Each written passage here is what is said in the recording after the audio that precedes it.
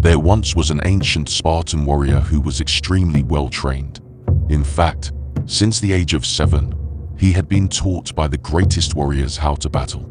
However, when the time came for him to step foot on the battlefield and face a real enemy, fear gripped him. All of a sudden, he was faced with doubt and anxiety. So he quickly ran to one of his masters, and the master gave him a simple solution. The master told the warrior to take a small bag of salt and to sprinkle it on the path that he would take to battle. He told the warrior, "Do this, and all your fears will fade away."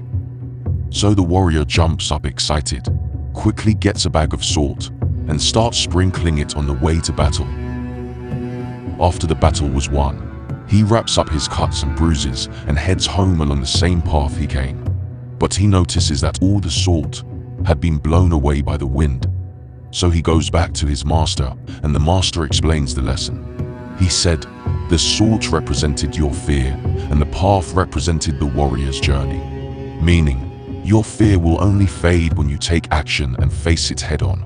From that day forward, he never forgot this lesson and used it to overcome his fears.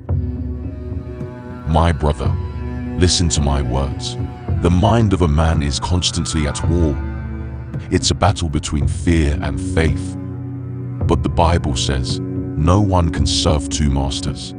A man cannot serve both fear and faith simultaneously. Fear is something I know all too well. I may not always show it, but naturally I'm a very fearful person. My mind always tends to focus on the very worst that can happen, and I have to snap out of it. For instance, growing up, my biggest fear was talking to the other tribeswomen, and it all stemmed from this single experience I had when I was 13. The girl I had admired for 3 years had finally found interest in me. So one day right after school was over, she came up to me, gave me her number and told me to call her. I was ecstatic. We hugged, said goodbye, and she went home to await my call. All of a sudden I looked at the little scrap of paper with her number written on it, and my heart began to race. My mind started thinking about the worst possible outcomes. What if I call her and I stumble my words? What if I don't know what to say? What if she decides she doesn't like me anymore? As I'm thinking all these weasel-like thoughts, my mother comes and picks me up. I get home, I go to my bedroom, shut the door behind me, and with my phone in one hand and her note in the other, my hands begin to quiver. All I can think about is everything that could go wrong by me calling her. So I take a deep breath. I slowly dial her digits, but right before I press the call button, what do? I wish I could say, I grabbed my balls, spit some game, and told her to meet me at the park. But nah, I completely choked. Frozen with fear, I decide to turn off the phone and head to the kitchen to have dinner with my parents. In this moment, my balls were completely severed. After that day, she didn't utter a single word to me for an entire year. I was filled with immense regret. Throughout the following years, my fear kept growing like a terrible fungus in my mind, and eventually I developed a mental illness that turned physical. Anytime I became fearful, my stomach would twist and turn and I would run to the bathroom to vomit in the toilet. Before every meeting, presentation, or date with a woman, I would run to the bathroom, lock the door, and blow chunks. This would go on for a total of 6 years. My brother, listen to me closely. If you are like the younger version of me and your fears are crippling you, I want you to realize this. Fear and faith are both storylines. Fear is a storyline that gives you what you don't want. Faith is a storyline that gives you what you do want. Meanwhile, you and I are focusing solely on one of these storylines every single day. And if we were being brutally honest with ourselves, most of the time we are constantly focused on our fear storyline, adding new plots, new enemies, new conflicts, and new adversities. The truth is, we obsess and worship our fears. This is why fear is so popular in the marketing place. Companies and influencers know that you are quicker to run from pain than to chase pleasure. Think of it like fire. When a flame gets too close to your skin, what do? You flinch or quickly draw back. This is because we will always put in more work to run away from struggle than to run towards abundance. Let's revisit my story. The very last time I hurled up my breakfast in the toilet was the day I met my wife.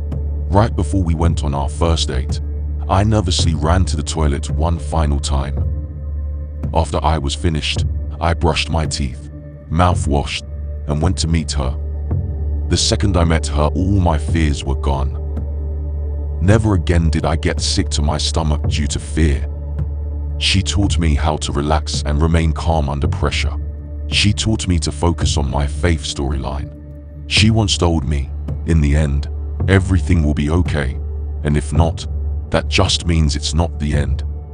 Now look, my brothers, even though I overcame my physical illness, this doesn't mean I never felt fear again.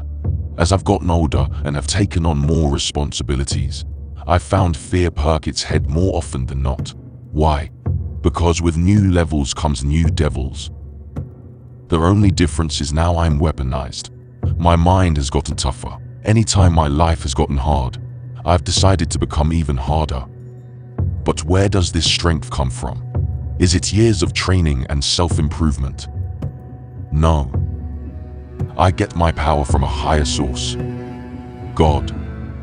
Anytime Satan has tried to get me to look at my weaknesses, I've decided to look at God and lean into his everlasting omnipotent power.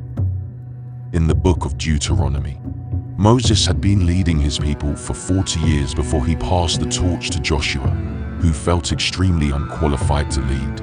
But what did Moses tell Joshua on his deathbed? He said, "The Lord is the one who goes ahead of you. He will be with you. He will not fail you or forsake you. Do not fear or be dismayed." So listen, my brother.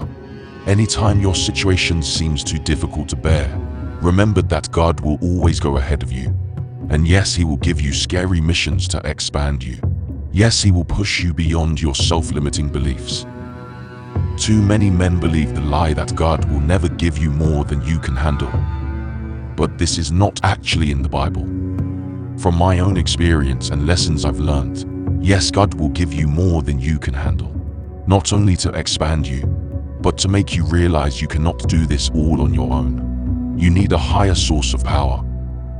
Remember, brother, Satan will always have you look at what you are not capable of, but God will have you look at him and what he's capable of. And listen to me very closely, my brother. This is your final lesson for today. As crazy as this might sound, sometimes Satan is right about you. When he says you are weak, it's true. You are weak, and so am I. But here's the kicker. The next time Satan whispers in your ear that you are weak and that you will fail, surprise him with this response. "Yeah, you're right. I am weak. But guess what? God isn't. Yeah, I will fail. But you know what? My God never will." My brother, this is called Godfidence, and it's an everlasting wing you can always soar upon. If you want to join the Brotherhood, please hit the subscribe button and notifications bell. Remember, brother, you were built to beast.